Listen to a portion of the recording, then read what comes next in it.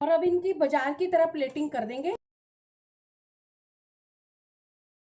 टिक्की के ऊपर दही डाल देंगे, पुदीना हरा धनिया की चटनी डाल देंगे, मीठी चटनी डाल देंगे, काला नमक डाल देंगे, लाल मिर्च पाउडर डाल देंगे,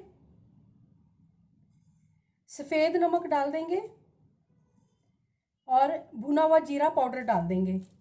ये चाट कितनी सुंदर लग रही है, बिल्कुल बाजार जैसी लग रही है और खाने में भी उतनी टेस्टी, चटपटी और क्रिस्पी है।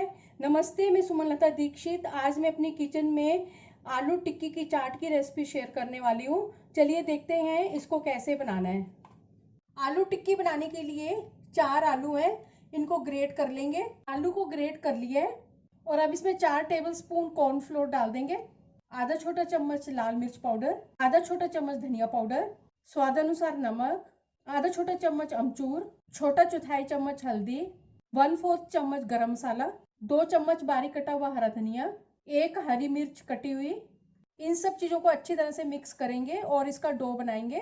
टिक्की का डो बनकर तैयार है। अब इसके बराबर बराबर पोर्शन करके टिक्की बनाएंगे। हाथ में तेल लगा के इस तरह से सारी टिक्कियां बना के तैयार कर लेंगे।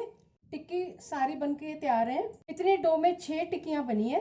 चाट में डालने के लिए ये खट्टी मीठी चटनी है, ये पुदीना धनिया की चटनी है। दोनों की रेसिपी मेरे चैनल पर है। और ये दही है, दही के अंदर मैंने थोड़ी सी चीनी मिक्स की हुई है।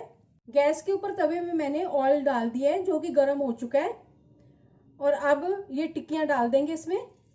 अब इनको निचली तरफ से सिक जाने देंगे। अगर आप मेरे चैनल पर पहली बार हैं तो इसे सब्सक्राइब कर देना, बेल को प्रेस कर देना, जिससे आपको मेरे आने वाली वीडियो की नोटिफिकेशन मिलेगी। और अगर आपको मेरी रेसिपी अच्छी लगती है तो इसे लाइक कर देना और ज़्यादा से ज़्यादा इसको शेयर कर देना। और कमेंट सेक्शन में ज़रूर बताना ये रेसिपी आपको कैसी लगी। इनको बड़े आराम से पलटना है। जब ये दोनों तरफ से सिक जाएंगी तो फिर इनको प्रेस करते हुए सेकेंगे।